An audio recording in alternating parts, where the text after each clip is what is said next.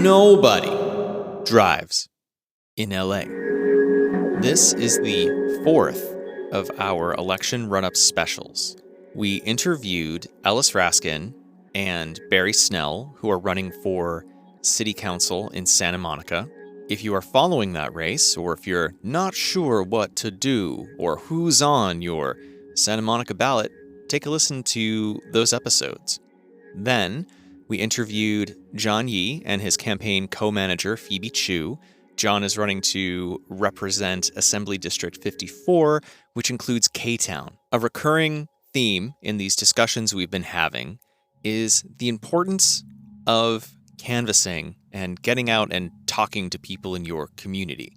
So if that's something that you feel called to do, which seems terrifying to an introvert like me, but maybe that's not you, consider reaching out to candidates who you support. In this episode, we sit down with Katie Chan, who's running for City Council in Alhambra. We cover a lot in our talk. Ever wondered what the relationship between compost, transit, and local elections are? Well, you're gonna find out. We touch on some heady philosophical topics, such as my struggles with party identity. In a time where one party actively promotes racism at home and the other is totally okay with the genocide in Palestine, what do we do? Katie talks about her work within the local Democratic Party on progressive issues and for progressive candidates. I don't want to tell anyone what to believe or what to do, but I do love having these conversations with people who are inspired and motivated to help figure out ways that we can take action, however it is that we show up in the world. Katie is so passionate, and our conversation with her and the other candidates just reminds me that there are so many good people who are trying to do good work for their community. Regardless of the outcome of these races, I truly believe we can make positive change if we stick with it and keep showing up. And with that, here's Katie. Eric, how did you get here today? I did my usual. I took the 92, and we always like to talk about what it was like just in case, because we want to be honest about our transit experiences and the good, the bad, and the ugly. And it was like most times, it was completely uneventful. Well, the only thing was when I got downtown, there was I saw on this map that there was a detour. And so I decided I would just get off a little early because actually, this is going to become like a little bit of a long story. I got yelled at last night riding my bike by someone who almost hit me and then yelled, "You need lights on your bikes." And I was like, I have lights on my bikes. And I'm okay with, like, I'm used to people almost hitting me sometimes. And if they say like, sorry, that, you know, or they gesture or whatever, then I'm okay. But nothing sets me off like victim blaming, you know, like that gets under my skin and enrages me. So afterwards I was like shaking when I went, and then I felt like it was just, it left me in I woke up in kind of a grouchy mood still. So I was like, you know what? Nothing gets rid of a bad mood like a short walk. So I got off the bus a little early so that I could walk down Grand and just like look around and just like not listen to anything except the sounds. And I had a coffee at a new place. They said they'd only open a month. It was, oh man, it was in Spanish. I forget. It's the Spanish word for otter. I think it's like lontra. Or lantro, I don't know what it is, but yeah, I had a coffee and I was like, I'm gonna sit down and drink this and not walk with coffee and not have the lid on so you can't get the aroma and stuff. I hate walking and drinking coffee. I like to sit down. So that all that is a very long way of saying it was fine. As usual, I did my my one wheel to the E-line, one wheel to downtown. The trouble that I find though with my one wheel is when I don't bring my backpack for it, the thing weighs about 35, 40 pounds. So I've just been, we got here to the LA Public Library about a half an hour before we can go into our study room. And so I've just been farmers carrying this one wheel around, and now my forearms are just like, ah! But otherwise, though, it was quite, always quite an enjoyable experience. And today we have a very special guest, Katie. Would you mind telling us how you got here in the broad picture, like broadly speaking, how you got to where you are today, and you're running for City Council in Alhambra, and perhaps you can tell us a little bit about that too.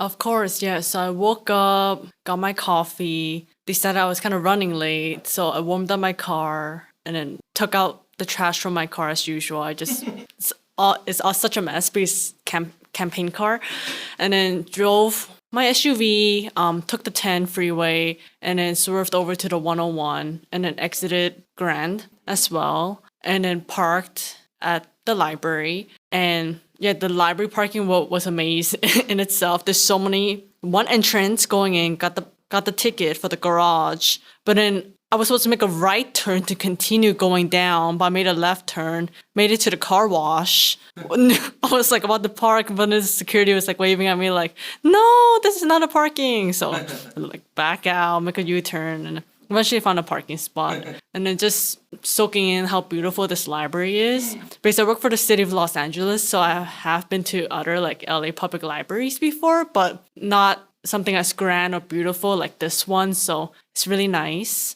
And how I decided to run was actually, I thought about it for quite some time. I've been in the activist movement and the political movement since 2019, 2020. It was intentional, but kind of unintentional at the same time, because around then I was still an undergraduate student at UCLA. What were you studying? Sociology. I saw you got a minor in geography. Yeah. Yes. Because I'm a map nerd, so. I am also a map nerd, but I'm terrible with maps. I just rely on GPS a lot. But there's that. And then I was one of like those pandemic students. So I was at home trying to twiddle my thumbs and figure out like, hey, I need to probably start internships or like figure out my aspirations of what I like to do. So I went to one of the virtual meetings for Sunrise Movement Los Angeles, and it's just so that one of those meetings was talking about the California Democratic Party ADAMS election. So I was sitting there in front of my computer, partially paying attention. Can you define ADAMS for people that don't know? Yes, ADAMS is one of the pillars, one of the 3 pillars on how a Democrat can become a delegate of the California Democratic Party. So that's ADAMS election that happens every 2 years. And then right now I'm a delegate, not through ADAMS, but through the Central Committee. And that's called DSCC, which I'm currently a delegate for LACDP, LA California Democratic Party. And that's a really big Central Committee for the entirety of the county of Los Angeles. So voters now, they might have seen my name twice on the ballot now because my name was on the March ballot for Democratic voters to vote on. So there's that. And a lot of these niche elections, right, CDP or just the Democratic Party as a whole don't want, right, like people or them, like Democrats to know about, because they really want to like gatekeep, these positions for the privilege, right? So as part of that Sunrise Movement virtual meeting, and I met one of my good friends on there, and he persuaded me for 3 to 4 hours to run for this very niche Democratic Party election, because I'm part of Assembly District 49, Mike Fong's district, and at that time they're trying to build up like a little slate to run as a delegate. I'm like, okay, might as well, since I've been convinced.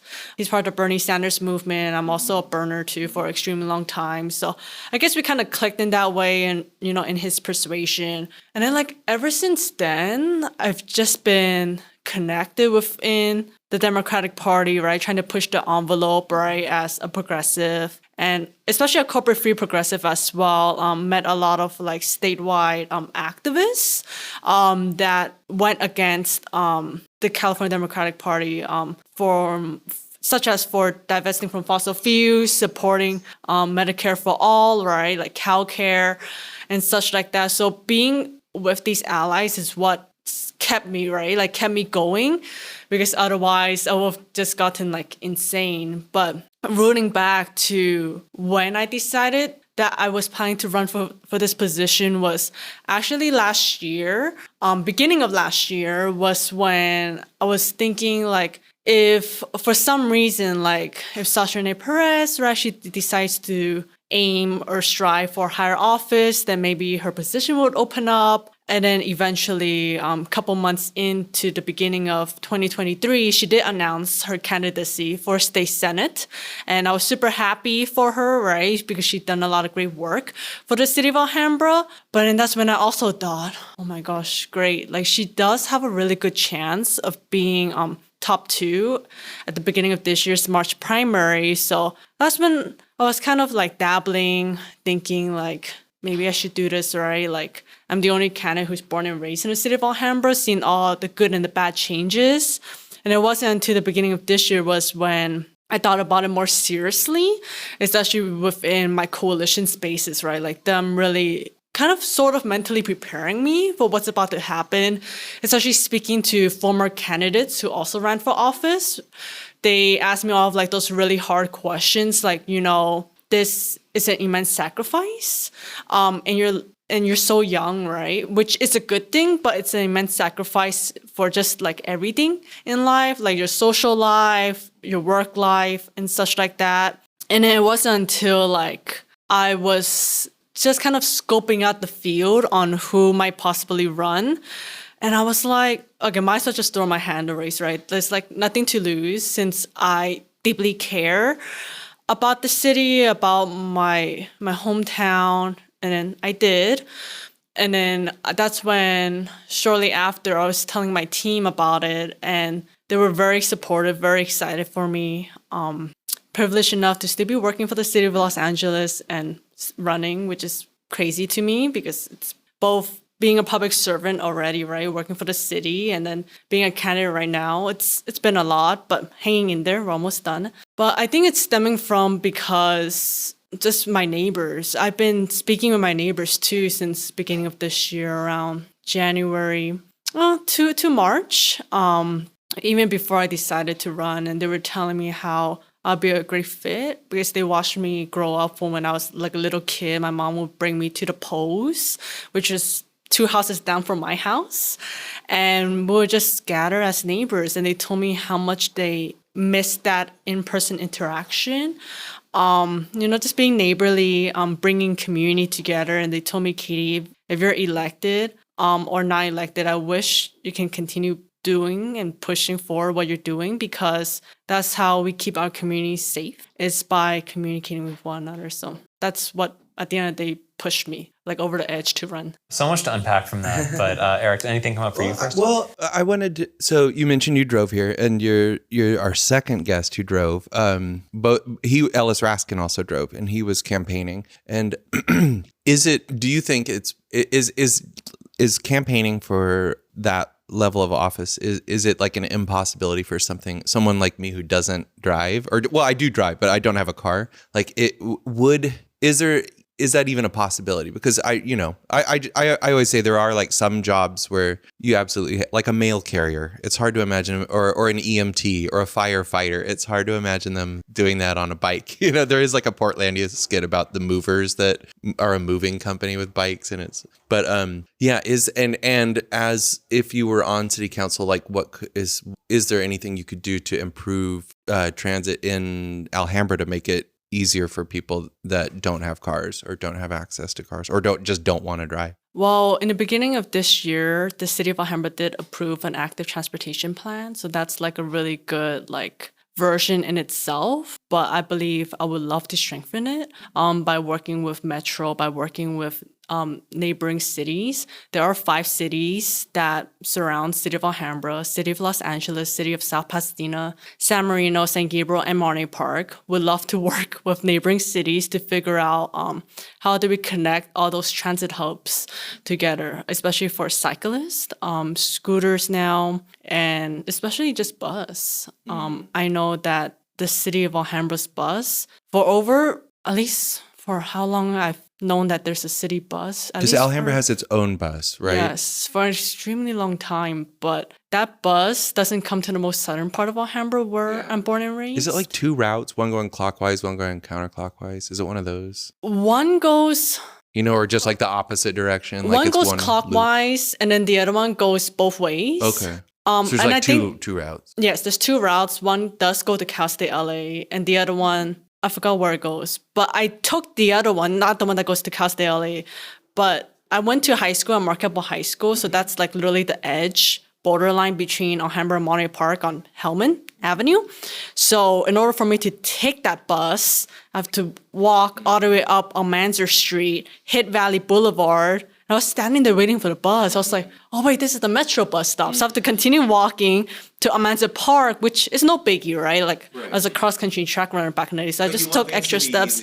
Yeah, you want things to be easier. Like the more complications are introduced, the less likely you're going to use it. Yeah. I find that that's something that I've noticed with the bus system out here too, especially when you start jumping between your independent city bus, like the Culver City bus, the big blue bus.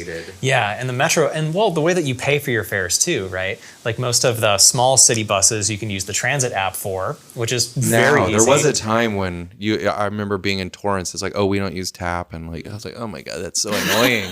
But the LA City buses, though, the Metro buses, you can't use the transit app, and you have to use a tap card or the TAP app, which doesn't interact with the transit app. But the transit app has up-to-date schedules for everything, so it's like it's such a weird duct taped together kind of. Well, and I'm gonna mention I hope that if he listens that he doesn't think I'm picking on him, but I have a friend that lives in Alhambra, and I usually end up when I've gone over to hang out with him, I usually just ride my bike because I'm like, oh, it's just if I take the bus, it's like I go downtown and then to Alhambra, and like there's not any direct ways, and I'm like, it's like a 45-minute bike ride. It's not that bad. I just go down the river. And so Alhambra doesn't connect to. It doesn't have a metro stop. It has the J line goes through there, right? Which is what the Silver Line used to be. So right by Cal State LA, I think there's it only goes upwards to like South Pasadena. It does seem like there needs to be. Yeah, I don't know, but because I do. Well, okay. So the same Alhambra friend, he's a big LAFC fan, and he drives to LAFC games, and then it's like $50 to park or something. And I was like, you can't just take Metro over, and he's like.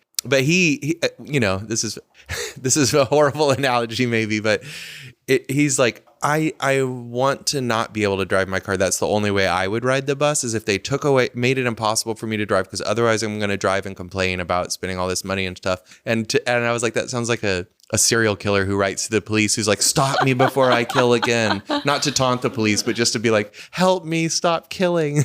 But he stopped going to games because he can't get there easily and because he doesn't want to pay $50. And he's like, I'll just watch it on TV or at the bar, I can relate to the sentiment of stop me before I kill someone else. I was visiting my folks back in PA, and it's rural PA, so there's no transit, nothing like that, and I don't have a bike out there either. So long story short, I got into an accident while I was out, and I was just thinking, like, most of the driving that I do is when I visit my family in Pennsylvania, and when I got home, I was just so happy to not have to drive because like I can walk, I can take my bike, I can take the trains, and whenever I leave, I am just so grateful when I come back for for as much as people like to say like, oh, LA doesn't have transit, blah, blah, blah, blah, blah. Like it is a very usable system. And I lucked into, maybe this will be for a future episode to go into detail more about, but I work in commercials usually, which is very much a car-brained industry. Half of my time I do editing stuff at home, other half I'm doing commercials. First job, I got to take the Metro to a shoot for an entire week. And it was like the smoothest. Where was it? It was in downtown. Oh, okay. It was one of the studios down here. And I still have a very downtown centric system for considering downtown arguably isn't like I feel like Koreatown and Westlake are like the center of the city, but it is funny how until fairly recently all of the train lines pretty much except for the Green Line, which I'm never gonna remember the letters they are now. The Green Line for a while was the only one that didn't go through downtown, and I was like, that is so strange that it's still so. I mean, I think it's based on a lot of the old Pacific Electric Railway routes and Los Angeles Railway routes still. So, and it kind of grew up, although there was, I'm sorry to like interrupt for so long, but they did have the next gen thing where they started, because the train lines we have now are all post the bus, like they came after the bus route. So then they moved them around a little bit to coordinate. And we're actually in Silver Lake, they're getting rid of the 96 line, which is one of the bus routes that I do take to come downtown sometimes. And it's becoming the 296. And it's going to take you to the Gold Line station at Cypress Park and Lincoln Heights instead of through Frogtown and then Chinatown. So arguably it'll, even though it won't take you directly to downtown, it'll almost be easier because it'll get you to a train that gets to downtown really fast. It was also a bus that didn't run very late. And the last time I took it, I had a terrifying message on my transit app where it was like last route of the night. And I was like, oh my God, I was like running for like 10 minutes to catch it. Standing by the side of a busy road next to the 5 freeway. I was like, this sucks. I would much rather be able to just take the bus from the train station and not have to like run. Yeah.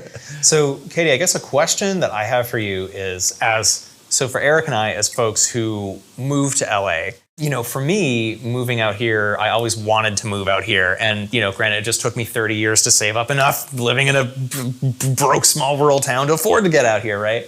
But now that I'm here, I'm like, I'm going to fight very hard to stay here, But I think there's a different flavor, though, when you were born and raised in a city like LA that has such a big population of, folks that just come from wherever, right? Mm-hmm. So, like, what's your perspective as, someone running for council who has grown up here? Like, how do the interests of folks who are born and raised here compare to folks that just kind of come in from elsewhere? Well, and I'm also curious because I think on your biography it says one of your parents is from Hong Kong and one is from Vietnam, and I'm wondering if you've been to either of those places and how the transit there affects your conception of what transit here could be like, or if it does. Yes. I think being born and raised here, always relying on cars, really car heavy. I remember in high school, just to be really independent, I would take the metro, just to visit my friends from Rosemead or San Gabriel. Or were your parents okay with that? We had someone whose parents were like, do not take the metro. They did not want them to take the metro because they were like worried about crime. Oh, no. Your parents weren't worried? No. I think first and foremost, I think just always be cautious, right? Like, look of your surroundings wherever you're out in public spaces. That's first. And I think, no, they weren't worried about crime. I was slightly worried when I was taking the bus up and down to East Los Angeles College, which I went to ELAC first and transferred to UCLA. So I was a little bit worried because someone was stabbed on the Montebello bus, but I was on Metro at the time. So I was like, okay, great, lockdown. But other than that, no, I never experienced any of that. Or either I just walk. Because if the bus is coming in 40 minutes, at that time when I could just walk there, I just walk and pace myself. But for me, I haven't been back to Vietnam because my mom, ever since she immigrated here, she never went back. So where was she from in Vietnam? She was from Saigon. Oh, okay. Yeah, so Ho Chi Minh City. We still call it Saigon. Yeah, we still call it Saigon. Yes. I don't know anyone that's actually Vietnamese that calls it Ho Chi Minh City. But No. My parents and like my relatives, we never call it that. We just always call it Saigon. Yeah. So she never been, but I remember growing up, she would tell me the stories on how she was extremely poor, right? Like, from very humble beginnings, and that her mom, my grandma would take my mom on her bike and put my mom behind her on the bike and run errands, to go fabric store shopping, to patch up clothes, or, just to buy food, right, to cook for the family. And then for my dad in Hong Kong, you have to be extremely wealthy, or privileged to, number one, own a car, and then pay for the parking space, and then just to drive the car in itself. Is it like Tokyo that you have to have a place to get when you buy a car in Tokyo? I know you have to have prove that you have a place to store it at all times, because that's why so few people. That's one of the reasons so few people drive there. It's also walkable and transitable. Oh, I like that. But I don't know if Hong Kong's like that, because Hong Kong's area-wise is really small. Really small, really dense. Yeah. But I remember a couple of times when I've been there, haven't been there in over 10 years, but when my fondest memories was just taking the bus, and then my dad would put me on his shoulders, because it would be very cramped. So I would get to see the train. Did they have the a double-decker metro bus train 10 years ago? Or because I know a lot of the Chinese transit has come up really fast and really extensively right now. Because I don't know. I mean, some places just change so much faster than here. When I was in Taipei 12 years ago, and they had a very built out metro system by then, but it was also really fairly new too. Like, I don't know, just on a different timeline than the timeline we have over here of building stuff. And they had high speed rail, and it's funny because like once you go to a place and they have something in place, you don't even like if it's been there for 20 years or a month, you don't know. You're just like, oh wow, you guys have all this cool stuff. It's like so fascinating. I think for me, it's always that ease. Like my dad always feels at home going back to Hong Kong, even though the wait time would be like maybe 5-10 minutes. Longest was like 20 minutes, maybe for a bus. But for a train, it's just so fast, so efficient. Like you don't even like need to or even think about like hailing a taxi because the taxi sometimes will like overcharge you by the mile or something. So we just always relied on public transit. One time we did take the taxi because I think we missed our bus. But other than that, it was just extremely convenient. So I missed that aspect of Hong Kong. But I think over here, I think because living in the suburbs and just always knowing that it would take an extremely long time, I just either ride my scooter, not electric scooters, just like the metal scooters from back in the day. The razors, yes. Or I just prefer to walk to my friend's house. So that's just how transit has always been, just walking. And San Gabriel Valley I feel like has always been kind of transit deprived for such a big part of the Metro Los Angeles area, because I think that's why Foothill Transit started, was because they were just, some communities felt so underserved that they banded together. I could be getting that wrong. It's a fairly large transit agency out here that serves the San Gabriel Valley, the Pomona Valley, maybe like some southeast Los Angeles. I'm not really sure. But it's not even the whole San Gabriel Valley. It's more like inland. the east. Yeah, inland, yeah. Because it was just the parts that really felt like they weren't getting metro service banded together. And I want to say like the early 90s. I could be wrong, but which is kind of fascinating too, that they saw the need for more transit and they were just, we'll just start our own then. And I mean, honestly, Foothill Transit buses are really nice and comfortable, but they don't come to my neck of the woods. So I haven't ridden one in a while. The most popular line when I rode it was the 187, which that's pretty badass. Anything east of downtown is very much a blind spot for me so far. It's like I only drive if I'm doing, commercial work and I can't get around it otherwise. And for all of my other work travel, personal travel, whatever, I'll just do wherever the metro trains can take me, which is often like downtown or North Hollywood. But I've never, and I don't know too many people that are from like the east of downtown. So for me, it's just like, it's kind of like when you're exploring a video game map and like the unexplored areas are just like totally blanked out. For me, that's like... Well, maybe we can even talk just a bit about, because one of the questions I asked the candidates that were running for Santa Monica City Council was, is there a case to be made for people outside of your community to pay attention to what's happening to Alhambra? Alhambra is the gateway to the San Gabriel Valley. That's their slogan, I believe. So, and there is like a literal triumphal arch, I think, on Valley Boulevard.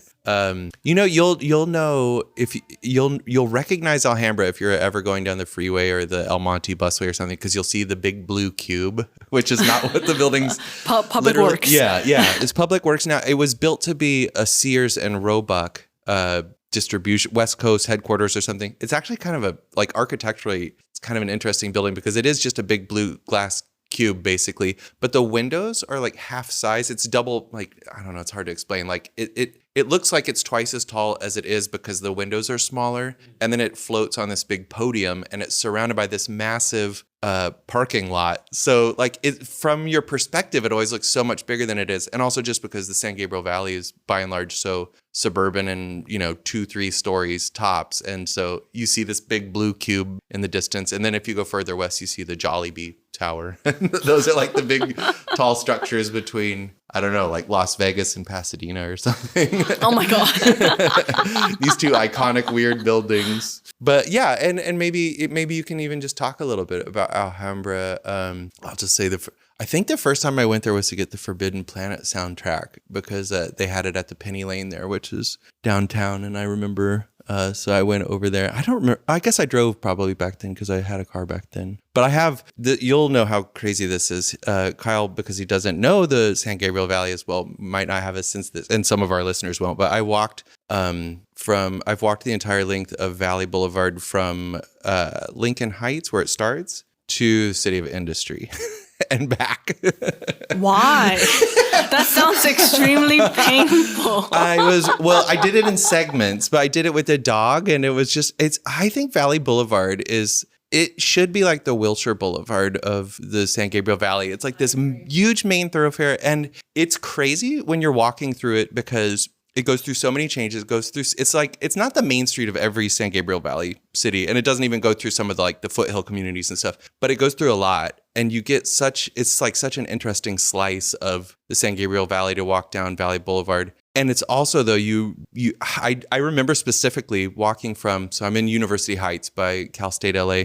And there's not a lot on that part of Valley Boulevard. There's like a pot shop, and you're close to the train tracks. I remember I stepped on these horrible things that I thought were like artificial because they went through the soles of my shoes, but they look like these little spike strip things that you would throw down there. But there's some kind of weird seed, which is just awful. And I was walking a dog. So I was like, oh my gosh, we got to make sure we do not walk through these. But I remember when we got to Alhambra, it felt like it got really hot all of a sudden because I was like, where did all the street trees go? Like when you get past the 710 stub, all of a sudden it's like, oh my God, it felt so hostile and like, but it shouldn't be, you know? Like, I mean, I would love, like, I just think, yeah, Valley Boulevard could be amazing. On that the note, street itself. Yeah. So on that note, Katie, why should we be following what's going on, or like why should folks outside of Alhambra be following what's going on in Alhambra? I think there's just so much like connectivity issues, right, with like public transit, but also just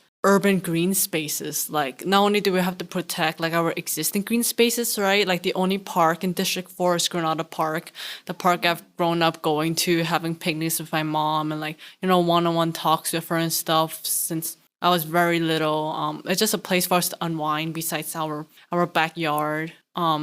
Just to disconnect from like all the chaos that's in our lives. And yeah, just protecting that park, protecting our median green spaces as well. What pisses me off is that one small, tiny median green space, I assumably think that it's placed there because it will deter cars from going up the wrong direction. But then recently, they put turf there. I don't know if it's like a private property owner that just took matters in their own hands because it used to just be dirt. So I'm like, okay, great. But if the city done this, I'm just going to, like, if elect them, I'm going to be like, no, please put some kind of plants in there.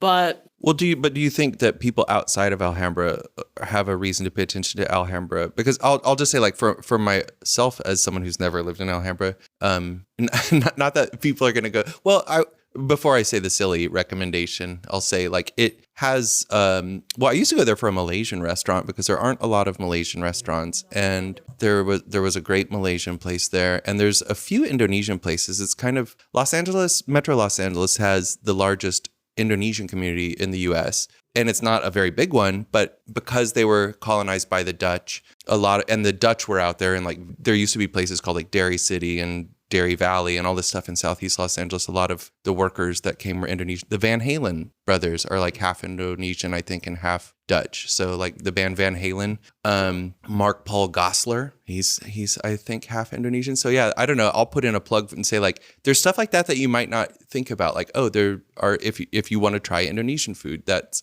there. At one time, at least, there were like 4 restaurants. But so there you know, not to just reduce every culture to like food and stuff, but there used to be what was it? Happy Lantern Green Night Market, which was a vegetarian night market that was in Alhambra that ended during the pandemic. And but the silly thing I was going to say is there's a dive bar called JD Cafe that is just like, if you wanted to set something in a dive bar, you gotta go to JD Cafe because it's one of those old bars that's left over from when I think they still have burgers and that people love the burgers there, but it's like it's a bar, but there's like a door that opens and they slide food out, and it's like I think it's like one of those 360 bars that goes all like wraps around, and you know, probably was like some kind of supper club lounge originally. But beyond that, like beyond just stuff to come to in Alhambra, does Alhambra have any kind of stature? Do you think that other communities in the San Gabriel Valley might look at and be like, what's going on in Alhambra, and can we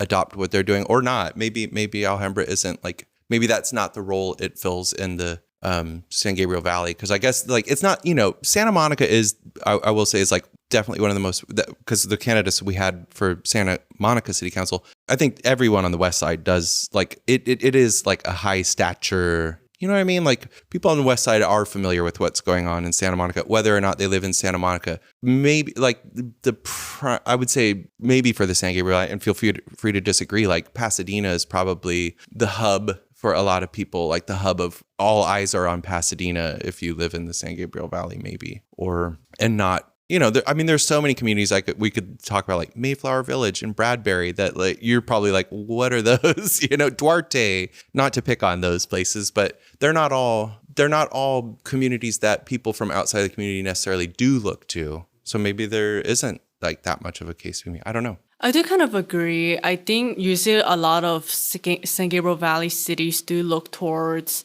I believe, South Pasadena, Pasadena. They're two different cities, by the way, like Pasadena, South Pasadena, and Alhambra, because I feel like we do kind of fight for more progressive policies in these cities that's borderline like city of Los Angeles, and especially with what council member Sasha Perez, ever since I volunteered for her and she was elected, she went right into action and proposed a lot of things within city council, such as like the transportation plan, the sustainability plan, and seeing how both of those have been adopted in the beginning of this year. Still need improvements though, right? Like along the way when the projects do become, enacted and such once we receive funding for those projects. I believe because she's willing to do those policy changes in the city, other cities have been talking about like how do we revitalize like their structure of like Main Street, or like their structures of like public transit and environmental sustainability. So I do see other candidates throughout the San Gabriel Valley take on some of Sasha's platforms and some of her policy goals and changes too. And I think besides food in Alhambra, I think a lot of people, when we talk about San Gabriel Valley 626, people tend to just lump all the SGP cities together and mainly talk about maybe like Alhambra for this restaurant, or San Gabriel for that restaurant. But in general, I feel like a lot of like Asian cuisines is just widely popular and like known. It's an Asian majority city. Asian majority. And I believe its neighbor, aside from Los Angeles, Monterey Park, San Marino, San Gabriel, they're all Asian majority cities too. South Pasadena is not, but pretty diverse. Yeah. It's like pretty much predominantly API and Latino because of redlining back in the day and just there used to be everything. a lot. I think there used to be and maybe there still is like a big historically there was a big Italian population there, because after Little Italy kind of became Chinatown in the 30s, that used to be Little Italy, and then a lot of the Italians kind of moved east into Lincoln Heights, and then a little bit further because it was easy for them. Once you're born, if you're speaking Italian as a first language, it's one thing. But if you speak English as a first language and you're probably Catholic and white, it's just like, oh yeah, you can live over here. And so they kind of fanned out. So there's a fair amount of like older, like just Italian places from the 60s and 70s I know of that are in that sort of inner San Gabriel Valley part, which is interesting to me. Some Italian markets. As a sustainability nerd, what is the city of Alhambra's sustainability initiatives plan that they enacted? What are they doing? I think right now they're just mainly focusing on composting.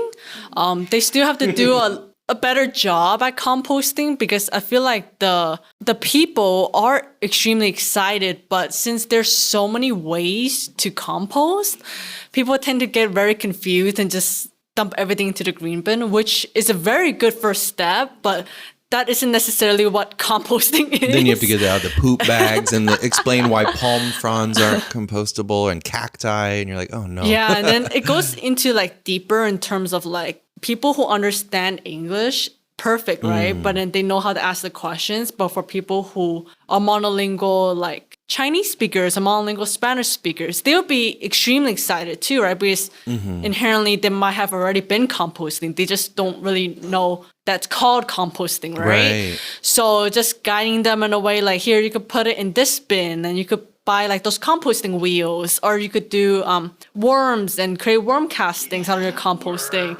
I love that as well. Well, And quick clarification question. Is Alhambra's city government generally pretty reflective of the population? Is it Latino and Asian, or is it, because there are sometimes the cities where the population's all one way, and then you look at like who's on the, the government, you're like, oh. Yes, it's predominantly API and Latino.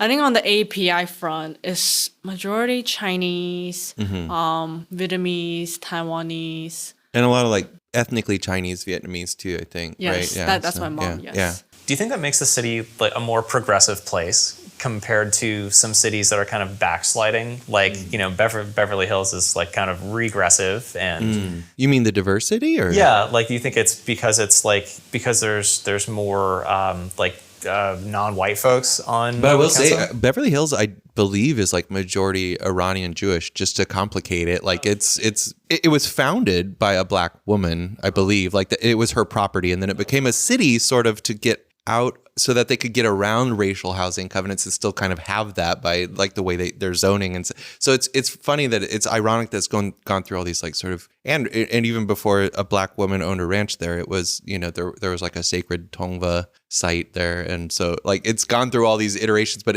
I think in our minds, we still, not that I love Beverly Hills, by the way, but I just think it's interesting that our conception of it, our stereotypes of it are so rooted in, like, I think if you said to most people around the world, like, what do you think Beverly Hills is like? And they would think like, oh, super wealthy, like European American white people. And then you go there and you're like, oh, it's like, I hear all this like Farsi being spoken and Chinese and stuff. And It's Beverly Hills is one of those places that I just refuse to go to on principle. I avoid it. I really, Yeah. I'm not good. This is not a plug for it in any way. And then from there's like me. surveillance cameras everywhere, allegedly. And I'm just like, find it what's going on? I find it so unpleasant. And I also, my favorite thing about it is it's like that fake little European outdoor mall, because I forget what it's called, like Two Rodeo or whatever. And because it's a car-free space, and also because to me it's just as kitschy as like Alpine Village or Old World Village in Huntington Beach. I love like kitschy little built environment spaces like that, even if there's nothing I want to buy there or could afford to. And the amount of lawsuits that they've thrown at the D-line extension. Oh, yeah, they tried to get the subway from being built under the high school campus because it might explode. But there's an oil well in that high. I mean, as far as I know, it's still active. There was an active oil well that has like flowers painted on it in like the outfield of the baseball diamond. I'm like, yeah, you really care about the kids' health. So on the subject of green spaces, I was served a Reddit ad. It was a Reddit ad or a Facebook ad, something like that recently. Was served an ad by what appears to be a Culver City NIMBY organization that wants to, the thing that is going on is there's, I guess, a green space, right, that the city wants to clear to put in bike lanes. And this group opposes the bike lanes and they oppose clearing the green space, which to me seems like a weird conflict to set up, because you're essentially forcing people to choose between urban tree cover, which we desperately need, and bike lanes, which we also desperately need. We like trees and bikes. Yeah. So how does urban green space play out in Alhambra? Like, is there anything like that where, like, what does the conversation around green spaces look like in Alhambra? I think it's really important. There's a lot of people who are very passionate about environmentalism in Alhambra. But if that does come into play within the city of Alhambra or asked, I think just really working with the urban planners of the city to figure out like what are the pros and cons, right? Like what are the compromises in terms of like keeping the existing green spaces, or maybe finding a way to work around it, or especially with the traffic engineers too, right? To figure out like, so if we implement the bike lane here, why do we have to clear this? Why can't we do X, Y, and Z instead, right? So I think figuring out like more efficient and effective solutions first and foremost, so that way we don't have to sacrifice either or. or especially working for the city of Los Angeles, a lot of people, like a lot of transportation engineers, they're just straight up tell me, Katie, it's just for safety. I'm all like, for safety, right. Great. I'm all like, great. Like wait a minute. And I have to bring in like other departments and stuff. But I think what the city of Alhambra can do, just to streamline the departments, because we are like a small mid-size city. How many people roughly live in Alhambra? Well, the recent census said 80,000. That's what I would have guessed. Wow. Okay. Yeah. Pat myself on the back. Yeah, small mid-sized city, plus or minus, right? Because undocumented folks and stuff like that too. And new migrants to the SGV and Alhambra. But yeah, I think just having more longer conversations about that, because I feel like people shouldn't have to choose, on what sort of like activism, like what side to be part of. It does. I know, and that is one of the most frustrating things in activist circles to me a lot of times, is that you do get people that think that improved bike lanes and improved train lines and more is displacing. And we talked with John Yee a lot about that, about coordinating that so that people aren't displaced, because sometimes people do get displaced when train lines come in or things get improved, but also just putting people in this weird false dichotomy that you don't want to be in, of like advocating for good things to not come to your neighborhood because you don't want to get pushed out. Like, that's just, people shouldn't have to be in a position of fighting of trees against buses, Yeah. And also I would just, one of my biggest frustrations with being car free in Los Angeles is accessing green spaces and parks, because it is fairly difficult in a lot of places. And it's funny because I know you worked for Eunice Hernandez, and before she had even been elected, I saw she was having dinner, and I interrupted her dinner. I apologized, but I was like, look, I know you're not even in office yet, but I'm like, you're going to be Gil Cedillo. Like, this is done. It's in the cards. And I told her, I was like, one of the things I hope you do is think about improving access to Elysian Park, because it's like 138 years old. There's not one bus stop in it. There's not one. There's like 17 parking lots or something. Not to mention the Dodger Stadium one, which is like larger than Chinatown. And there aren't. I tried to walk into Elysian Park, which is one neighborhood basically over from my house. And I walked down Riverside, and there's a sidewalk on Riverside, and then I walked up to Stadium, and the sidewalk ends. And I was like, how am I supposed to? I can't even walk into this park. And there's like less than half a mile of bike lanes on like 20 miles of streets through it. And it's so car centric, and it's the largest old park in the city. So I'm like, why do we still not have one bus stop here? Because it's really frustrating to not be able to get to green spaces. People don't want to just take buses to work, Yeah. Yeah, I feel that too. Like most of the buses that I take are often just for, I'm going to a concert. I say this all the time, but access to the Owl buses has allowed me to get back into shows, and so much of that too is like, hey, like more. So I volunteer with Surfrider, and I did a little bit with Heal the Bay in the past, and I wanted to do their Marine Protected Area Watch program, but I also knew there's no way that I'm driving out to Malibu, twice a month. And the bus ride from where I am is like, I don't know, it's like an hour and a half or 2 hours. And if you miss it, it's really low frequency. So it's just, it just does not make sense to do that. From any of the options to get there are pretty bad, and I would love to see more, more accessible things to make life not just a 9-to-5 work situation. And also, as someone that it has sort of been forced into the film life out here, the way that our transit options are timed often don't work with like production calls. So oftentimes I have to be at work at 4 a.m, or I don't get home, I don't clock out until 10 p.m. And a lot of times, well, maybe you missed the last train, or you're in off-peak hours, so you're waiting 30 minutes, 20 minutes for the next train to come, which throws off the whole rest of your day. So a dream project of mine, I would love to see, like, I don't know, like a studio owl service or something like that. But that's a conversation for a different day. Well, I'll just real quickly insert back my own neighborhood back into the conversation. But right now they're talking about doing improvements to Bellevue Park, and Bellevue Park is the largest park in Silver Lake right now. And a lot of people are saying like, we need more parking space. Like we need to expand the parking lot. I'm like, no, more park, less car park. I'm like, I want parks to be respite from cars, not places where cars go to rest, you know?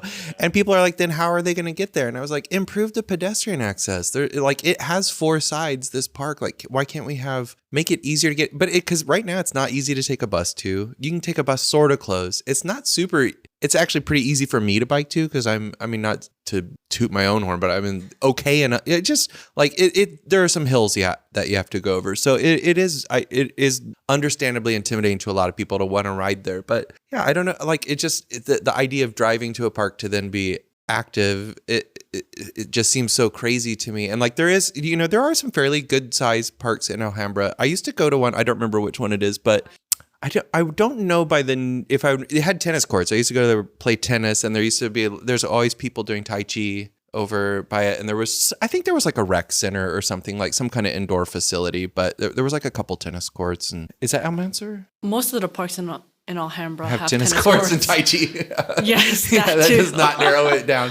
So I got another pivot question, Katie, for you. Bouncing back to your journey from volunteer to running for city council, what would you say to folks that maybe want to get involved or want to take next steps into local activism, local politics, whatever you might call that? Like, how would you encourage folks to get involved? I think first just think about like what you're passionate about. It could be like one topic. It could be a topic that intersects with like other topics, right? For me, it's personally hard for me to choose, but I think of something you're passionate about and start talking about it. Either on social media or either with your community members, with your neighbors, because for the most part, I'm pretty sure that someone on your street or within your neighborhood agrees with you. Because for me, I've been canvassing for an extremely long time, right? Since before I launched my campaign, a lot of my neighbors, they told me, Katie, we need more diverse businesses. Like, we love the restaurants and the cafes, but we need more like pet stores, or we need more vets. We need more like stores to shop at. Like gift shops, you don't have any of those anymore, or like mom and pop diners or such like that. I was like, great. And then like a couple blocks down the other direction, someone told me the exact same thing. I was like, oh my gosh, it's like literally having the exact same conversation all over again, but similar. And I asked them, do you know your neighbor, like a couple streets down the other way, told me the exact same issue that our city's experiencing, right? Like the need and the want to have more diverse shops. Which is interesting, because they might not even be framing it this way, but that's describing a walkable community, Yes. you know, because and like, I'm all for adaptive reuse, but a lot of times I'll be in neighborhoods and I'll see a lot of shops that have been converted to residences. And I'm glad that they're getting used for housing, because Lord knows we need more housing. But when they've all been converted, and I just think about like, wow, this used to be a place that people could walk to their work and they could buy the things they need for their house or their apartment. And now they have to drive out to get everything and then drive back. And that's why they're in this mindset where they're like, we need more spaces for cars, because we've made it impossible to walk around and get the things you need in these places that were built up. I mean, you know, Alhambra and most smaller cities and suburbs, they all have like South Pasadena is an example that has a very like walkable little main street and stuff. They all started like that, you know, and then they expanded out and these tracts would open, and then the mass transit was removed, and then, you know, people became more car dependent, and then everything starts to move further and further away to like big box stores. Like, is it Alhambra has a Costco, or is that? Yes, Alhambra has a Costco. Yeah. Alhambra has the Target next to Costco. Yeah. So yeah, people, just that idea, like that. Oh, that's where, like, that'll replace the downtown. This big thing that you drive to and get everything and stock up for like the apocalypse, and then instead of just walking to a place every once in a while and grabbing what you need. I am so disillusioned by Costco. My friends are all very much Costco heads. I have a friend that loves that Costco. I'm like, okay, I'm going to try it out. And I found, though, that the nearest Costco for me, I'd have to drive to it. And when I got there, you know, sure, maybe I could buy 40 pounds of coffee. Right. But like, I don't need that much coffee, and like all the like, oh, buy in bulk, it's less packaging. But the way that a lot of Costco products are packaged, it's actually just the multiple iterations of the same small size thing Inside the box. Yeah, inside of a box. So I'm not like, my environmental footprint isn't any better from getting these bulk products. And two, it's the Costco campus and its parking lot is like the size of an entire neighborhood. Yeah. Like, I'm sure, Marina Del Rey can do much better, like, I don't know, put an apartment building on top of it or something. And my friend that loves that Costco always goes there to fill up on gas, and I'm like, yeah, but I don't care about that because I don't have a car. So because I live in a more walkable place. Since I've gotten I let my Costco membership lapse, and I'm not going back. I've been exploring refillable shops now. There's the Co-Opportunity Market in Santa Monica that has a lot of like bulk refillable dry goods peanut butter, their peanut butter is delicious and super cheap. Put it in a mason jar, here we go. And like Regrocery has been pretty cool too, as like a refillable, all refillable, no disposable kind of shop. So I think that stuff is very, very exciting. So on the subject of canvassing, Katie, maybe, and listeners, Eric, everyone, maybe y'all can hold me accountable on this. Because I'm on a little bit of a production break and I'm home and I have like time to spend in my neighborhood for the next couple of weeks. I'm so thrilled. I cannot state that enough. I want to reach out I drafted an email. I haven't hit send yet, but I want to reach out to Ellis and Barry about like, hey, I'd like to try canvassing for you. I've never canvassed before. Those are two Santa Monica City Council candidates. City Council candidates that we interviewed on before. But so for me though, I feel that canvassing, I think, is maybe a little, just the concept of it is a little scary, as like I'm an only child who is socialized by cats. So like I like to be around people, but I don't necessarily like to get too close to people. John Yee tried to convince us that it's actually really fun. and that people do not slam doors in your faces and aren't hostile. Yeah. So what is the canvassing experience like? First and foremost, I love Regrocery. Have to plug that into. I go to the one in Highland Park on York. There's another one I like to go to in Highland Park, also Sustain LA. So those are my two go-tos. Try bringing and convincing one of the Pasadena refill stores to come into Alhambra, but it's just so much money, right, to rent a space in Alhambra. So that's still on my bucket list and to do, because I hate driving to Highland Park, because that freeway, you could either just take the 10, go up the 5, or take Fremont. Like, well, for me, I live on Hathaway, so Hathaway, Hellman, Fremont, and then go all the way up. It's horrendous. Horrendous drive. So we'd love to have one which is walkable and closer to me. I'm also an only child as well. No pets though, besides multiple goldfishes. They count. Goldfish recognition. They count.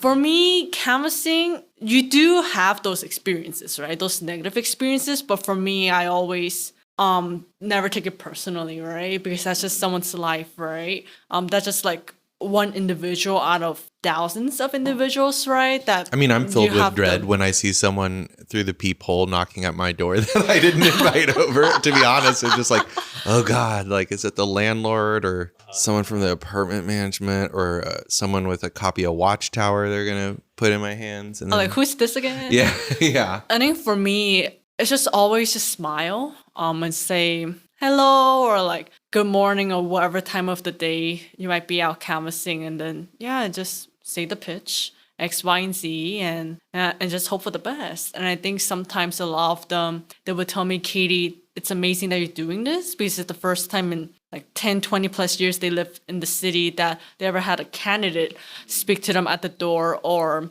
let alone a candidate that's trilingual, that actually speaks the languages, speak with them at the door. What are your languages you speak? I love Chinese, Cantonese, and Chinese Mandarin. Yes.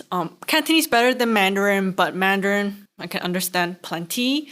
But it's just really amazing, because people feel comforted, right? Especially if you're speaking to them in their own native language. Well, and this is something that keeps coming up too, like the outreach in different languages, because we live in an extremely language diverse metropolis, and almost everything is conducted in English in politics, and it's very English, like number one, and then everything. And even on, I feel like even on television, like it's mostly either English or Spanish, and that's just like there's still so many people that have to feel, or I'm projecting maybe, but just feel like left out if you're of the conversation. I know people that are not super comfortable with English, and their level of engagement with politics, I think, is reflected in that, because it's just kind of like, most of the communities have like a newspaper that is published in their native language within Los Angeles. But a lot of times, like from what I can gather, those are like kind of a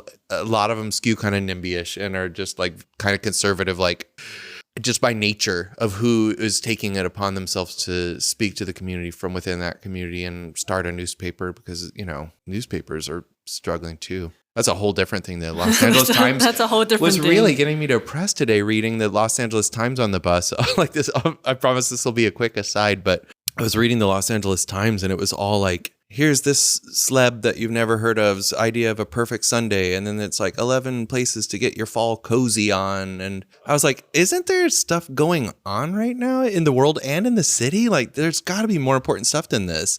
It's just really a shell. And then they just wouldn't endorse a president. Like they, the editorial staff is like half of them are quitting. And then they let some of my favorite writers go recently. Like they took buyouts, and it's just, I don't know what the solution is, but it just seems like it's in a death spiral. And like, how are people even supposed to be informed if we don't have a newspaper? And I guess too, on that note, I think about this as, someone who studied digital media and took a couple of like broadcasting classes and critical media classes too. One thing that comes up for me a lot is Americans are already distrustful of absolutely everything to our detriment, right? Like we don't trust our government institutions. We don't trust what we see on the news unless you're in a conservative cult or something. But like if you don't have a gold standard benchmark to gauge like, oh, this is a reputable source. If you don't have any reputable sources, then you turn to, like the internet, and anyone could say anything. And so few people,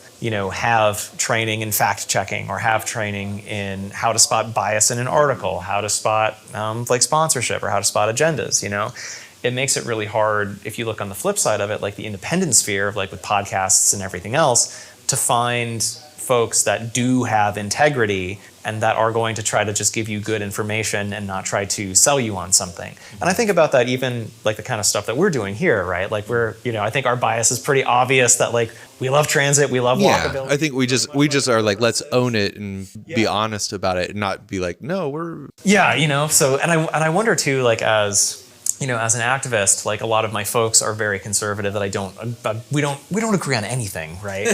And it's a hard balance to play, like, how do I be factual? How do I play to emotions? How do I try to get something to stick? And how do you convince people? And maybe, yeah, right. Like, I can't even convince my closest friends to put their soda cans in the recycling bin, right? Which is like the one thing you should be recycling, right? So it's like what do you do there? And I think it is so tragic that, a respected organization like the LA Times, laying off people, doing buyouts, like it really undercuts when we need a gold standard of like factual reporting. We don't have that anymore. And especially just with how much misinformation is out there right now. And it just seems so fragmented. I just don't I don't know where to go to get information. I will say, like, just to plug for multilingual stuff, there are the AM band of Los Angeles radio does have a lot of, because have very poor language skills across multiple languages. I don't always know what they're talking about, but I mean, just from the tone, a lot of times it's like, oh, this sounds like they're talking about Jesus, or they're selling a product or something, but a lot of advertising. But there is a lot of like talk radio in different languages on the AM band, which, So also another, I guess, like campaign question for you, Katie, or maybe the way that you navigate like democratic circles here. I found when I first moved to LA, I joined briefly. I went to a couple of Young Democrats meetups, and I went to like those, and it seemed, I don't know, it felt a little weird to me because people are just like, oh, like, so what do you do? Do you want to like work for this person? Do you want to do like blah, blah, blah, blah, blah? And I'm like, well, hey, I want to like, I don't know, volunteer on stuff, or like, I want to learn what's going on in our environment. Observe and not get like pushed into something, right? I mean, because volunteer space is sometimes like that. Like you show up your first time and you're like, I'm here to help out. And they're like, do you want to run this thing? You know, you're like, no, I don't. This is my first meeting. Yeah. So it was like, and there was a lot of talk about endorsements too, which was just kind of a bunch. And I found, just living here longer and getting involved in more things that like, oh, hey, Surfrider and Heal the Bay, the way they do things, I kind of fit in here. I don't necessarily so much fit in at this Democratic club. But, we see that LA is primarily a very blue city. And as has come up in conversations with other candidates who are running, that you have to run as a Democrat if you're going to get elected here, which also leads to, though, like a lot of regressive elements that pop up in our city council meetings, right? Like I think Santa Monica is a great example of this. So as someone who's, you mentioned like being a sort of Bernie Sanders, type ideological person. And you worked for AUNISA's. This is probably the most progressive or furthest left person on city council. Yeah. So how do you push the envelope but also navigate that like, hey, we might actually be a little less forward thinking than the label would have us think. I have some questions that like maybe you can kind of incorporate into that, because it is the Alhambra City Council. Is your party? Don't know why I'm struggling to articulate the. Is your party stated, or is it a partisan race? It's partisan race. It is a partisan race.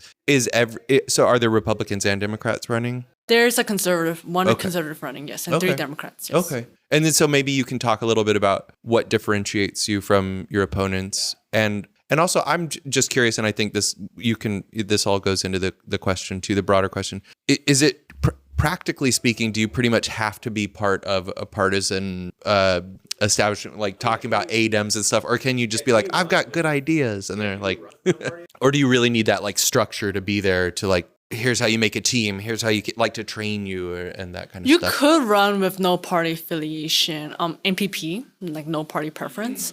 But usually for me, I think being like a lifelong Democrat, I don't necessarily always agree with what the Democratic Party does or says, even like right now, right? Obviously the genocide happening in Palestine and such like that.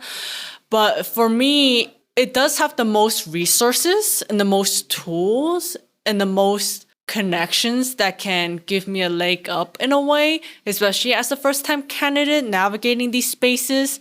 I think speaking with a lot of candidates that did choose a side, right? Chose the Democratic side because they told me because of the immense endorsements, some unions, they would prefer you being a Democratic candidate over this party affiliation.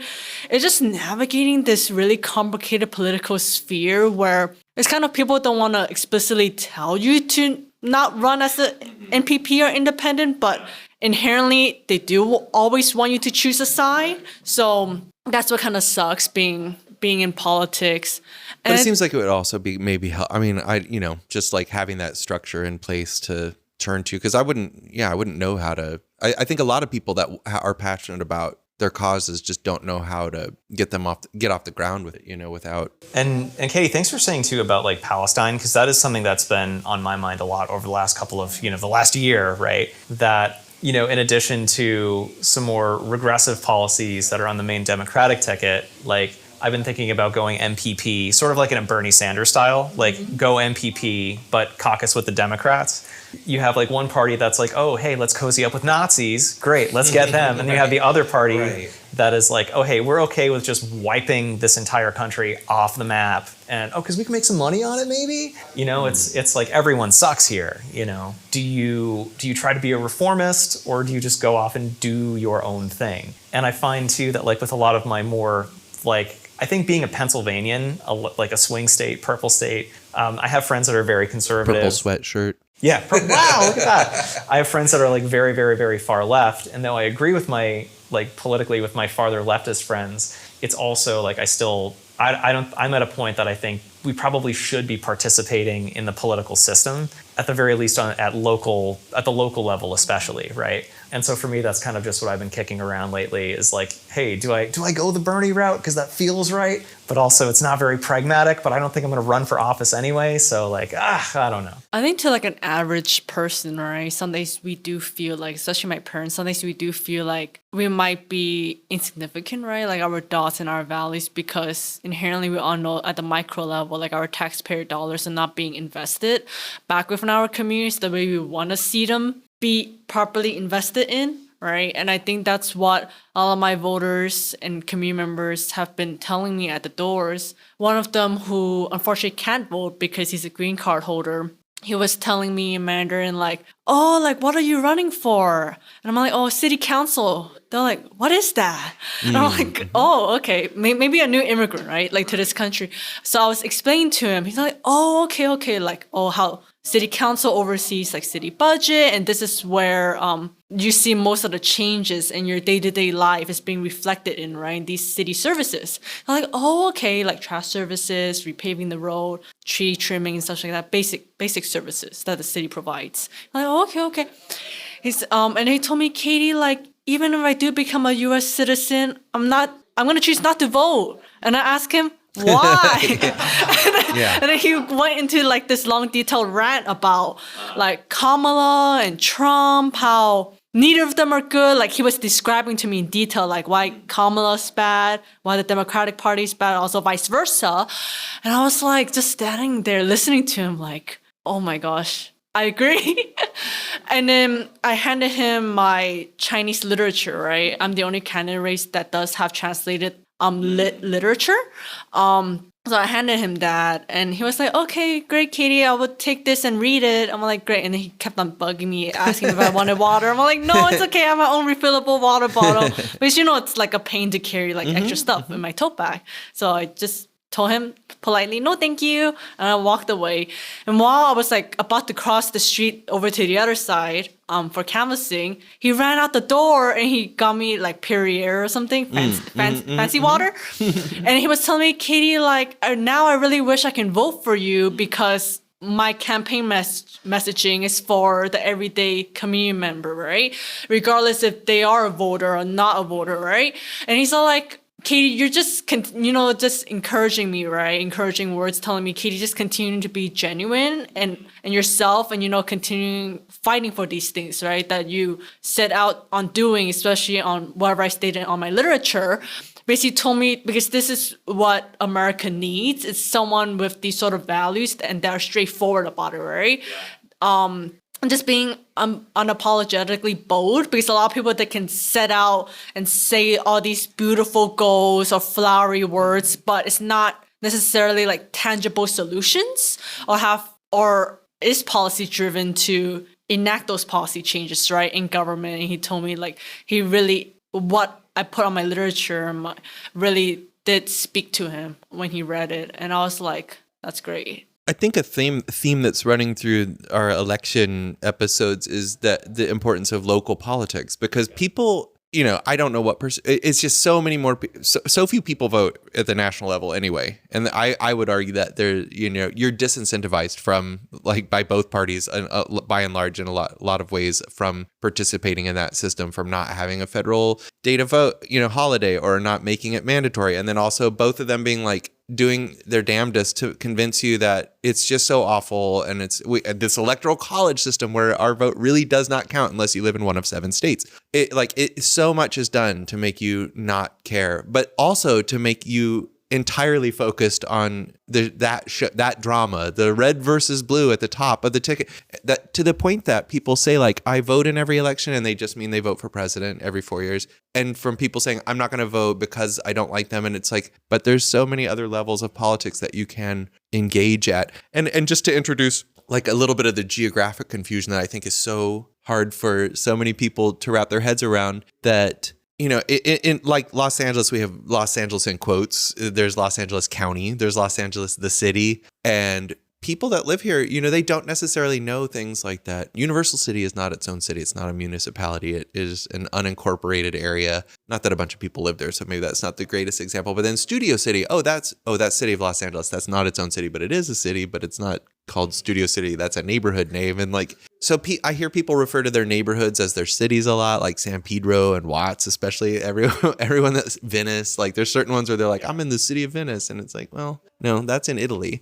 You're in the Venice neighborhood. It's so confusing for people to navigate, like the average person that's not really invested in it and or just kind of passively paying attention, that people don't know the difference between the different city councils at different cities. They don't know the difference between city council and neighborhood council. They don't know about neighborhood council. Like, I don't know, maybe you can make a case for people getting more involved in local politics instead of focusing so much on national politics, because I also think that's part of the reason our media is falling apart, our newspapers, because everything is about focusing on this. Even right now, this is going to come out. We don't know who's going to be president, but everything just seems focused on making you, no matter what your views are, like stressed out about like, oh, it's a tie. Like, oh my God, they're like, it's such a nail biter. And it's like, well, whatever happens is not going to be affected by anything I'm doing at this level, because it's just so much bigger than us, you know? But at a local level, it really can come down to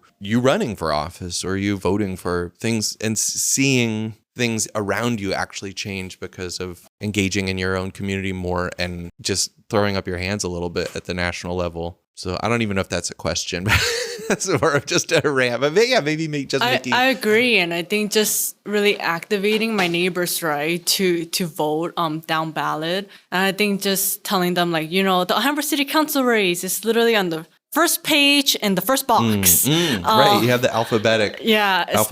It's the advantage. alphabetical. And also, it usually always goes local first on the first page, and then everything else, like federal and everything's in Even the just back. endorsements, you don't have to like scroll down as far because it's like, A for Alhambra, alphabetical. And I think just explaining to the neighbors about that, and how city government works, right? That the city does oversee a lot of things, and at the state level and the federal level, well, county, state, federal level, they oversee these things, right? Like these sort of services, like where do you go to get your driver's license? DMV, that's the state. They're like, oh, that was the city that was located in. No, the city does not handle that.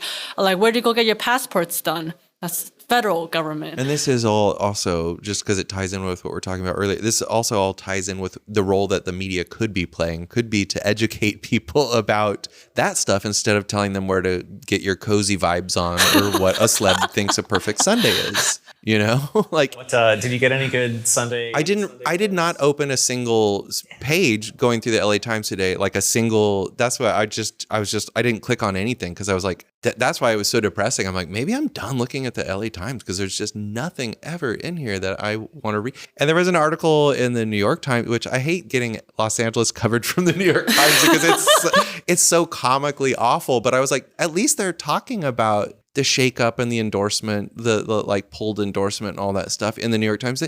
Like that you should, I don't know. I'm not even going to go down that road.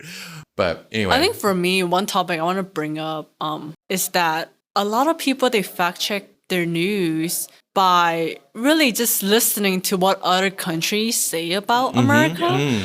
That's what my parents do. Taiwan news, Hong Kong, Chinese news. Even sometimes when my mom tries to improve her Vietnamese, sometimes like Vietnamese news for some reason. For me, it's just usually sometimes the BBC, right? Like European news too. It's like, oh, this is how they see America. I did go to The Guardian after I closed the LA Times page. I was like, oh, I wonder what The Guardian is saying. I've been telling my grandfather for years now, literally a decade, like, hey, that story you saw on Fox, maybe you should look up a similar story from the CBC, look up a story from the BBC, look up Al Jazeera and see, and maybe form a conclusion. Why I check my facts, blah, blah, blah.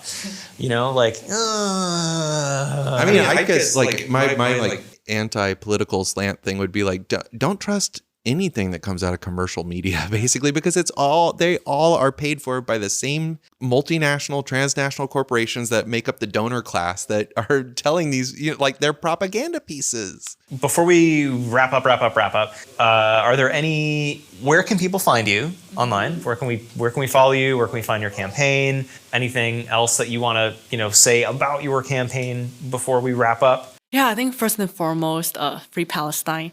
And also, people can find me at katiechan4alhambra.com. And all my social media handles is a play on words, like Katie for all, like Alhambra for short. So it's KATIEFORALH.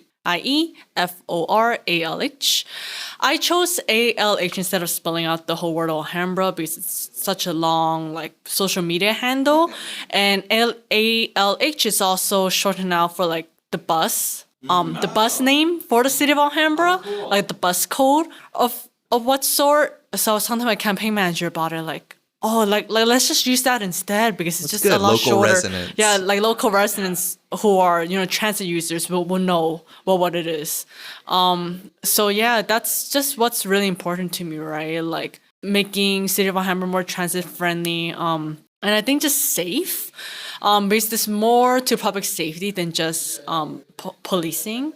It's about protecting our existing green spaces, right? Bike lanes, bus lanes, but also just like speaking with neighbors. And I think a lot of my neighbors, they really yearn for like meeting their neighbors again and getting out within the community and having all those community meetings again. Because I know growing up in the past, my mom will always bring me to some random neighbor's house in the evening and having like snacks or dinner together. And we haven't had that in like over 15 or 20 years. So I think just really bringing the community back together, that's just my main goal on what I really want to get out of this. Because everyone needs a way, right, to stay in the loop, like locally as well. Even if it's not politically related. Yeah. Thinking about that, there's two about meeting your neighbors. I've lived in my building now for about 4 years, and I'm on good speaking terms with maybe like 3 people. One is this old guy Gene, who is convinced that my partner is a communist.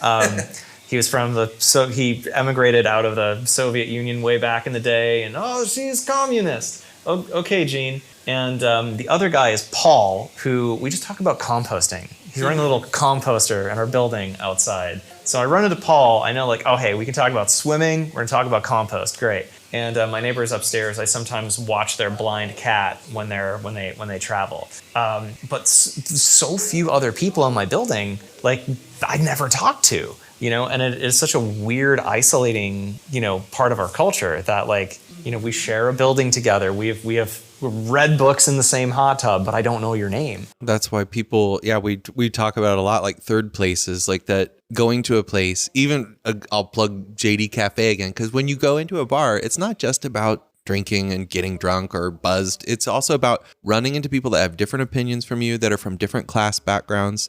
I love that you mentioned working class in your biography, because that is something growing up as a working class people, I always felt, and my mom was very aware of this too, that we were never mentioned. Everyone wants to pretend they're middle class in the US, whether you make under 25,000 or over 250,000. Everyone's like, well, what about the middle class? I'm like, there's no middle class anymore. Everyone's either poor or working class or super wealthy. But just that third places are nice because you're not deciding who goes there. You don't know who's going to go there. I honestly think like the pandemic, again, one of the silver linings, the pandemic, and I think just the pandemic really driving home how isolated a lot of people were and are and continue to be, and just making them think like, man, social media is not doing it for me. It's not filling my need, to engage with other people or to hear things outside of my own echo chamber or my own head, And I guess too, on the flip side, it's like, it's kind of scary sometimes, right? Like, again, me, human who is basically a cat, right? Mm-hmm. It's, you never know, like, oh, am I going to creep someone out? Are they going to be like, are we going to get into an argument? Like, is this going to be like a family dinner kind of situation? Right. So like it takes a lot of activation energy to just get up and over. I mean, I'm an introvert, and that's something like I think about sometimes, like talking to strangers, like, what if we disagree about something and then it becomes this hostile thing? But like the more you do that, I feel like, and then, like for people like me, I have to recharge my social batteries afterwards, but it is rewarding because the more you do it, I do feel like it's like community building is really important, and again, one of the things I like about local politics is that it's not always political, and people can't turn to Fox to say, how should I feel about this composting facility, or how turn to MSNBC because they're not talking about composting. So you're like, I guess I actually have to get informed and like come up with my own thoughts and answers and doing your own research, but in the right way. Like, not can in you the dark imagine way. the utopian future where our mass media is talking about home composting tips? Oh my God. Seriously. But so much less rewarding. Like for people that just want like blood and drama, it's like, how to make your soil healthier and sequester carbon. Like, I don't know, making your planet livable again. But So Katie, final question for you that we'd like to wrap out with. Do you have any transit dream projects? if you could wave your magic wand too, it doesn't have to be practical for Alhambra or anywhere. Having a metro rail coming directly through San Gabriel Valley, replacing Amtrak, that'd be amazing. Because I just always dread driving like 70 plus miles per hour and just driving faster than that Amtrak. I'm just like, what's the purpose of having like this vintage Amtrak when my car's going faster than it? Like I understand like cars, traffic, right? And Amtrak just doesn't have anything blocking its way, but it's also like... It does have an average speed of like 45 miles per hour. It does. Yeah. And I think it's just like, that would just be a way more effective use and actually having more stops for the Amtrak if I can't get into my dream fantasy world of like the replacement. So there's like inner city rail in Alhambra, like a Metrolink or like It stops at what, Cal State LA and then Cal State LA, and then the next one is El Almani. Monte? Yeah. So it skips like Alhambra, It's definitely more Monterey commuter Park, and San like Gabriel. long term or long distance. So there's like no local rail for the San Gabriel No. Valley. not that part. I mean, Right. there's the Not gold that line section. that goes up through Azusa and Duarte and all that. But yeah, the northern end of the San Gabriel Valley. South Pasadena has a metro line, and the East LA Montebello has a metro line, but nothing in the middle. Right. Yeah. I feel like I would take that rail to go to LAX indirectly, but I think there is talk about, I don't know if it's in Alhambra or not, but I think there's talk about either like a dedicated bus only lane or a BRT that goes north south in the San Gabriel Valley through one of the major routes because there isn't a lot of connectivity from the southern part to the northern part and even though it's kind of, I don't know, it's shaped like an oval on its side. Like the San Gabriel Valley is wider than it is tall from north to south, and yet it feels like it's harder to get from the southern part to the northern part almost than from the west to the east in parts. I don't know, just because of the way it's developed and transit and stuff. and I think especially with gentrification, right, and a lot of displacement, a lot of the homegrown residents of the San Gabriel Valley, especially a lot of Alhambra residents themselves, a lot of their kids or the grandkids have to move extremely far away, like supposedly more inland to the San Bernardino counties, Riverside County, just to purchase their first home there. And wouldn't it be nice, right, to connect those counties to LA County and be like having a rail? So that way they could just like stop driving. Or them moving further inland, but then they work out in downtown LA. Yeah, I hear a lot of stories about that too. I'm just like, that's horrible. It just exacerbates like the whole like only one person in one car type of situation. So I guess I would, if I could, just my Alhambra specific wish and San Gabriel Valley specific wish would be to have like dedicate, like turn Valley Boulevard, put a BRT on there, and then with whatever room is left over, have outdoor dining where that's appropriate, have bioswales where it's appropriate, landscape medians, street trees, like. Because having walked it, parts of it are bleak. I stopped. I mean, there's a reason I didn't go east from once you get to the City of Industry, like Peck Road. there's like it's nothing there. Oh Yeah. my God. Like it's even being on a sidewalk was terrifying just because semis are flying past you. You're by the 605 and yeah. And then it even continues again out in like the Inland Empire too. There's like more valley out there. You have to stop somewhere. So practical for me today, I would like a film hours service for the metro lines. On the day that I was working on this job, both days that I got back to the 7th Street Metro Center to catch my train back home, I ticketed through the turnstile and the train back home was leaving in 1 minute. And so I had to sprint and it was, a 20-minute wait for the next one. And at 10:30, I'm like, I'm gonna run very fast to get to that train. So I would love more regular service, later hours. it's a lot of people working on standard hours. Yeah, I think that would be nice. It is the most scariest time to ride mass transit is at night. Not I would say not primarily because of like who you encounter, but because you're like, oh my God, if I miss this one, half an hour when it's already late and you're tired is like, ugh. Or at least if the train stations had like some amenities. Yeah, exactly. Yeah, something to do while you wait. Exactly. Like somewhere to sit, to close your eyes for a bit. Yeah. And so listeners, you can email any suggestions to us to nobodydrivesinlapod@gmail.com. Our Instagram is nobodydrivesinlapod. Eric or I will get back to you and everything else, and we'll see you on the bike lane.